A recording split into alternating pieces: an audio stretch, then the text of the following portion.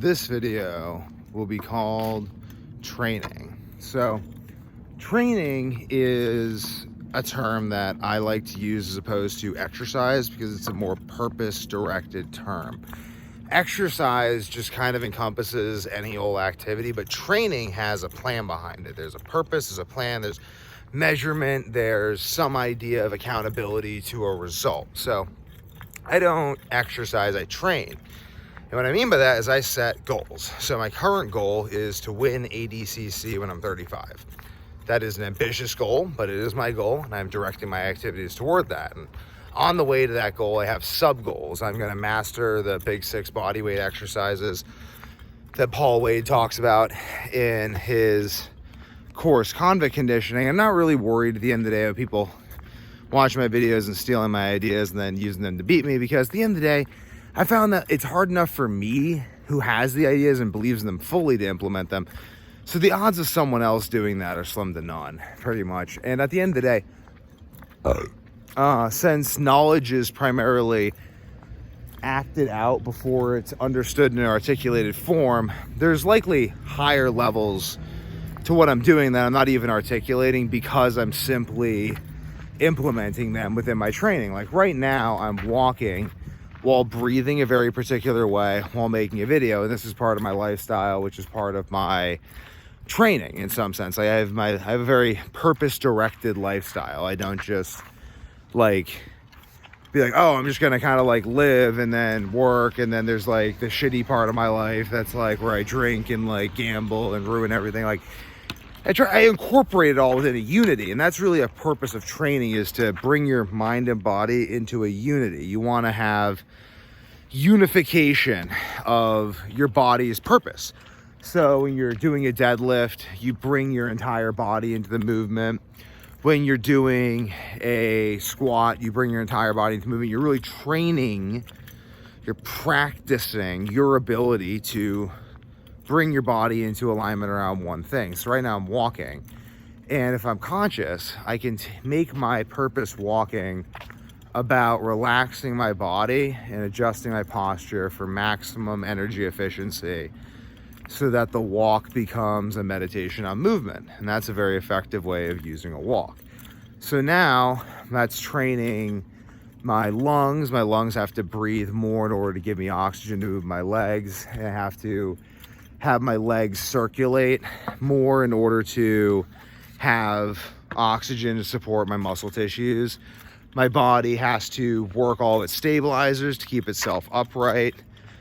I'm looking around. My feet are working in different positions. I'm walking on uneven ground, so my knees are getting work in different angles. If it's like outdoors, it's even better. Like on like trails, it's even better. If this was barefoot, it would be even better, because then I'd be training the micro muscles of my foot. And it could be barefoot, but I just haven't been going barefoot recently because it's been colder and walking mornings. But right now I technically could be barefoot, but I don't really have anywhere to put my shoes. I have to go back to my car. So actually I'll probably just go back to the car and drop my shoes off in the car, because that would be more effective. I know the area a bit more now, and that would be a more effective way of training my feet. So that's a passive way of training my feet.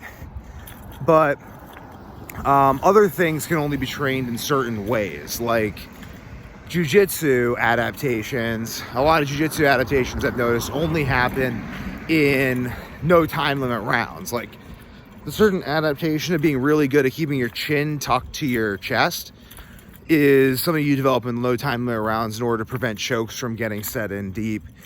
Having really strong grapevines, I guess you call them, for an electric chair or lockdown position comes from that. So really training is just simply adaptation to what you're doing on a consistent basis within a way that allows your body to actually actualize that adaptation. So you wouldn't want to force yourself to squat 1,000 pounds before you're ready, because then you wouldn't be able to actually do that. It would just crush you. In the same way, you don't want to fight Khabib before you've learned how to defend a takedown even or something, because he's just going to kill you. You're going to get very injured. So training has this intentionality and this movement upward in the integrity of our movement quality, the integrity of our ability to resist stress under duress and stuff, And like one thing I've found really interesting in my training long term is that body weight exercises give me the most long-term adaptation and really the greatest ability to actualize strength. So at the end of the day, like the strongest I've ever gotten hasn't really, I don't know actually. I mean, like there's a certain kind of strength body weight exercises give you. I think just the simple addition of kettlebells and that cover everything. Like when I was 15, 16, I was so strong. I was just doing a much less effective version of the bodyweight and kettlebell program I'm doing now. And then I moved on to barbells and stuff, and I ultimately saw a dramatic decline in my performance, though my absolute strength went up. Though I believe I know I could recreate. I already have recreated those results without the barbell. I think the barbell is, again, like you build your base with walking and stuff, and then you do lots of calisthenics, which builds your ability to actually support heavy training, like not mounting a cannon on a canoe. And I think this is really the problem that people experience in their training long term, is they're trying to mount cannons on canoes. Like at the end of the day, the best results I get from my training are when I just take a really long-term approach and I just look at like my body as like this system that needs to work together towards a goal. And then I'm like, the basic goal is just the ability to move myself coherently, consistently. Like I don't want to lose the ability to move my body and be athletic, because if I lose the ability to move my body and be athletic, then ultimately I lose everything else. Like I can't, it's like, and this is like why I like Paul Wade's stuff about like the back bridge, which Bruce Lee used when he broke his back and to rehab himself. I like the, let me see if I can get the keys out of here. I like the one-arm push-up for its effects on the abs. I like the push-up for its ability to condition the abs and prevent hernia and ab injuries. I like, so now I'm barefoot, so that I can actualize my foot gains, because ultimately, like, you're not going to get stronger than your supporting tendons and ligaments, even in your feet. Like, your feet have to support big lifts if you're going to make big lifts. Otherwise you're going to end up with imbalances up the chain that are going to result in injury. That's one thing I'm very happy with, is I don't get injured lifting heavy, though I've lifted very heavy before, because I just take a very intelligent approach to not overloading my body with more than I can handle. But I'm also one of the strongest wrestlers that people have ever wrestled. I was voted the strongest person in my high school, my senior year of high school. And I'm still told by my high school wrestling coach that I'm the strongest person physically he's ever had come through the program. And that's simply due to my intelligent training methods at the end of the day. Like, I'm looking to reinforce the things that my body would adapt well to the reinforcement of. I'm not trying to say, okay, body, I'm going to take a bunch of steroids and then I'm going to like make you blow up and squat 1,000 pounds. I'm saying, okay, like, how do babies learn how to move? They do neck bridges, they do all these body weight movements. And because like kids are so athletic, like you look at like really young kids, like a 3-year-old or a 4-year-old whose like parents let them run around, like they're so athletic, they're just doing everything. You're like, how are they even doing that? I remember like my daughter was 2. She's like climbed up to the top of these monkey bars. Just climbed right up, and she's like hanging from the top one, because they just move all the time. They just move and eat, and like, at least like my kids, I give them like a lot of milk with sugar. And is that a lot of broken glass over there? I guess I got to be careful where I step. I'll probably go back and go around the other way, because I don't want to walk past. It's kind of a bad omen, broken glass on the ground. So, but you give milk with sugar and egg yolk, which is like this concoction of nutrients that's very metabolically active. And my daughter will ask me for that. She'll be like, I want milk with sugar and egg yolk so my brain feels good. And I'm like, right on, right on. So milk with sugar and egg, I'm going to keep an eye on where I'm walking, so I don't slice my feet to pieces. That is one thing about walking around barefoot that it helps you with situational awareness. Like, you have to like look around constantly. Be like, are my feet going to die? Got to protect my feet.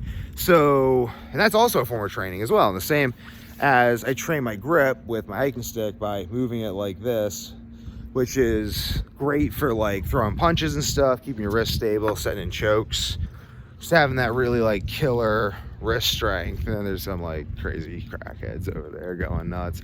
That's why I carry a stick, you know. It's just like, wow, they going at it. So at the end of the day, I'm really just fucking sprinting off. So at the end of the day though, so training is going to be geared around longevity. Like kettlebells, they don't put like tons of undue stress on your body. Like barbells are great, but barbells, it's so hard. There's so much stress on your body. Like if you're really like going heavy with the barbell lifts, it's just a lot. It's just kind of a lot. And I'm always looking for ways to lift more while reducing stress, because I'm really trying to like have a good metabolism here. I'm trying to have habits that I can maintain for a lifetime, because like I'm not gonna like, it takes a long time to get really, really, really good at things. So one thing I'm trying to do is build skills that will ultimately last me a lifetime, so I can still be competing in things when I'm like 60. Like I want to win ADCC when I'm 35, and then after that I don't really know what I want to do. Maybe I'll enter HEMA and start like competing in the long sword or something. Maybe like, who knows what I'm gonna do. But I'm just interested in having the training program that'll make me the most effective over the longest period of time. So I try to study cultures that have this effectiveness over time. And you see that within the prison system, at least, as well as Paul Wade talks about that. You see the effects of calisthenics and how calisthenics are very, very, very effective. Like you're not going to injure yourself doing calisthenics the way you would doing, like, people like don't like herniate all their discs and stuff like they do when they're doing like, I just crack my back. But like taking care of your back, you know, like I just do back bridges every day because my back was like hurting, starting to get like some back pain and stuff. And I'm like, okay, back to calisthenics, very intelligent kettlebell swings, Turkish get-ups and stuff. Like I just want to build my body to be resilient as heck, which it was when I was doing more calisthenics. But I can't really do the volume that creates the resistance with the barbells. I mean, like the barbell, it's like you just do like you get such a result with so few reps, but then you're doing more reps, and the more reps don't really help, because the more reps you're just doing these limited ranges of motion. They don't have to do anything with moving your body, which is really so much of fighting. Like when I started a fight club in a cemetery when I was 15, spring 15, I was beating people, but I was just doing calisthenics at the time. And the reason I was beating people with just calisthenics, literally, I was like winning fights. I was rear naked choking people with just like a rear naked choke and like a single leg that I learned from my friend who'd wrestled. And I was just beating people who were bigger than me with this, because like I understood how to move my body, and I understood how other people move their bodies. Because I'm like, okay, like how do I position myself? And if anyone's ever fought a gymnast, they'll tell you gymnasts are very, very effective at fighting. Or at least they're like harder to kill than like non-gymnasts, because they're skilled at moving their body in complex positions and doing that with athleticism and grace and fluidity and control. So you're ultimately training like all of these qualities as well. And the barbell is like, honestly, I find the barbell kind of useless for fighting. Like it's really like kind of useless for fighting. Like I think that Pavel talks about the barbell so much in Power to the People, because it's a very useful training tool to teach people the principles of strength, because it's so popular, and to teach people to slow down, especially the deadlifts. Just like, do the deadlifts all the time, so you have to slow down, son.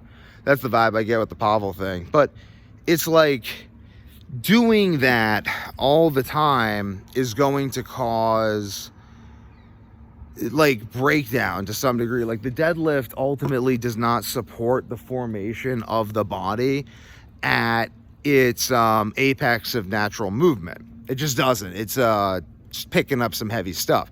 And then we get into like super training or super strength with Alan Calvert in his great book that became a powerlifting classic, where he talks about all the different weighted lifts and how you need weights to become strong. But he also talks about the kettlebell swing being basically a complete package. And I think that the kettlebell swing of calisthenics is basically the complete package. I'm going to work up to an overhead squat. I'm going to, with like 106 pounds, like that'd be a really good goal. Like over the next 5 years till I'm 30, I want to perfect my body and rid it of all weakness, and then start perfecting my competition training. Because again, that's something people don't really do with their training. They view training as this, they don't view the body as the axe that must be sharpened before they figure out how to even use the axe. That's at least how I see it. And that's how I'm trying to get my advantage. But that's, again, my strategy for winning this tournament. That's a long ways out. And kind of like doing something unconventional. Like this is what they talk about. They talk about, like, you can't just try to be the best in the world. You have to do what the best in the world are doing. You have to do something beyond that. So I'm perfecting movement beyond that, and I'm implementing that within the training of jiu-jitsu.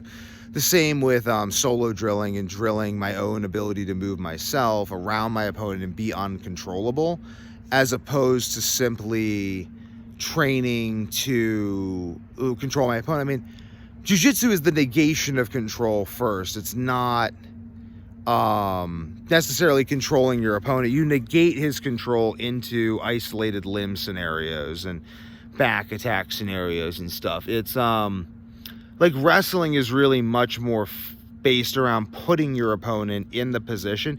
Though again, wrestling at the highest level, you're using off balancing, so you're really letting your opponent dictate what happens. But again, though, that would probably be like a no time limit form of wrestling versus what we have now, in which it's much more speed-based. That's why I find jiu-jitsu more appealing to train, because I can actually build my life around training jiu-jitsu and the jiu-jitsu strategies, rather than simply trying to just continue to persist at like wrestling, for instance, which has rule changes, has periods, it has more nuances to strategy because of these things.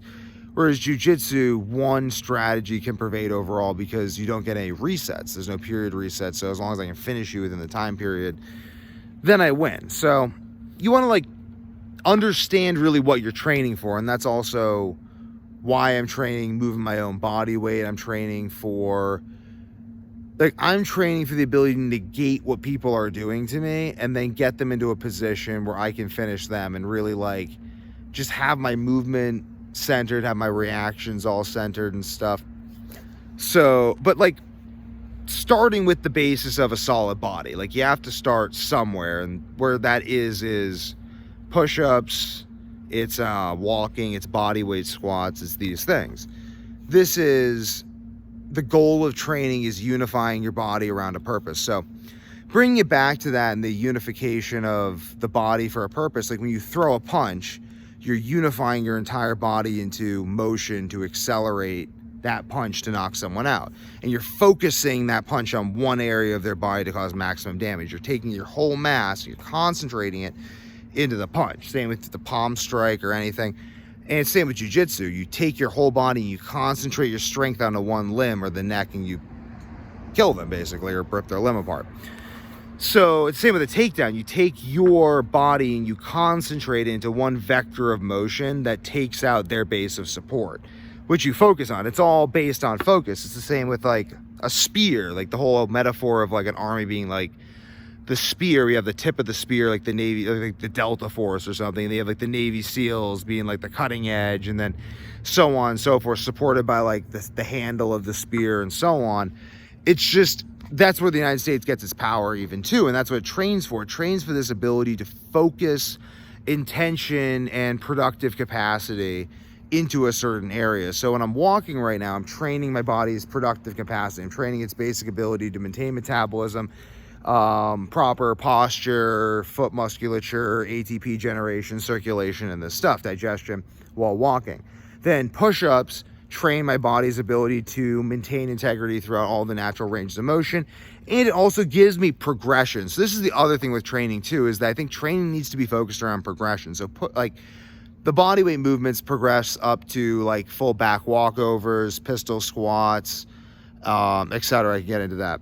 Let's get into it. So body weight, so one arm push-ups, pistol squats, back levers or back walkovers, full front like levers, do one arm pull-ups and one arm handstand push-ups, and that's kind of like the full package with body weight exercises. So kettlebells and stuff and weighted exercises, I think the overhead squat is one. I think that there's, I don't know, I'm gonna think like maybe like a bent press, like a really good bent press is another very effective tool that you can build with weights. But I think basically there's certain progressions, like the ability to do something with your body is the result of proper training. So we're training for ability. Like once I have the ability to deadlift a lot of weight, I don't need to keep training my deadlift because like why? Like it's not giving me new abilities. But training my back walkover would give me new abilities on the mat, which would allow me to progress. So I'm focusing my energy on things that will allow me to make measurable progress through an increase in ability. And that's really the key here is I want to like increase my ability to move on gymnastics rings, like move on my hands, move my body, lift boulders. Like once I get like the ability to like pick up like a 500-pound boulder or something, like a really heavy like boulder that's like ancient Greek caliber or something, I'm going to lose interest in that. I'm going to move on. And then we'll be like, okay, like how do I like sprint up mountains, for instance? How do I like jump really high? Like measuring ability. And I think that the body weight progressions are a very useful way to do that. And it's a good way to maintain that ability as well over a lifetime. I think kettlebells are very useful for that too, though maybe less so backflips, which my brother learned how to do, are useful for that. I'm interested in these sorts of things because these sorts of things are ultimately what evolves me as an athlete and doesn't simply make me a more one-dimensional brute, which is someone who can be overcome with more technique. Whereas you look at someone like Hickson was just destroying people with his, I think, overall well-roundedness and understanding of the game, and Gordon Ryan's destroying people with his overall understanding of the game, though not with his physical training, which I think is very lacking because his body, by his own accounts, is very jacked up and unable to move fluidly through all the proper ranges of motion. So I think that is something we notice. He actually does very poorly against people like Felipe Pena, who seem to have, though he did beat him. I'm a Gordon fan. Like I'm a Gordon Ryan fan. I'm just like looking at this and saying like there aren't that many, I don't really see any great well-rounded athletes like that in jiu-jitsu. So I think that is going to have to change ultimately. And I intend to bring about that change. And if someone wants to steal my ideas and use them to try to beat me, like go for it, whatever. Like that'd be kind of the coolest thing. If someone actually used my ideas to beat me, I'd be like, that's the ultimate validation of my ideas. And then I'm still winning because I'm like, haha, you had to use my own ideas to beat me. I guess I still win. Ha ha ha. I don't know. I'm competitive, but I want to just win anyway. But I think that like expressing the ideas is ultimately going to help me the most, because if I express all these ideas, then I can get the like-minded people around me who I can help experiment with the ideas. So then I'll have the best ideas, and then I'll also be implementing the ideas against the other people who are using the best ideas. So then it'll be the easiest for me to beat people, because I can't really exceed the level of the room I'm in. So I got to train a really good room. That's another thing about training too, is you want to have people that reinforce these things. So my younger brother is someone who keeps pushing me forward and reinforcing these good training things. And I just build these things into my life. Like it has to be this holistic thing. And Weak to Warrior itself as a business reinforces these good habits of training so that I continue to live the healthy life that I document and that I use to inspire the products that make Weak to Warrior the great company that it is. So it's really like this whole thing, and I'm training myself around focus. I have to focus. So the thing that I'm focusing this whole endeavor around is the winning of ADCC, but that's because that produces the most focus. And as a result of that, I will have the most effective systems to produce that focus at the highest level, because I tried optimizing my life for something else, and it just didn't work. Like I didn't have that same level of focus, because ultimately I think the mind is an emergent property of the body. So if you want to have the highest functioning mind, you have to look at the body first and then build your systems around what makes your body perform at the highest level. And then your mind will also subsequently perform at the highest level as well. And a lot of effectiveness and maintaining long-term health is, again, training yourself to think this way so that you see the good habits as just what you do and you don't do the bad habits the same way you don't walk in the road. Like, it ultimately, and it comes down to the architecture too, like living somewhere that it's easy to walk around a lot, the people you hang around with and stuff, the books you listen to, all this forms training. Meditation is training the way you breathe. Subscribe if you want more thoughts on training, more in-depth things. Let me know if you have a specific question down below, but I gotta go. Peace.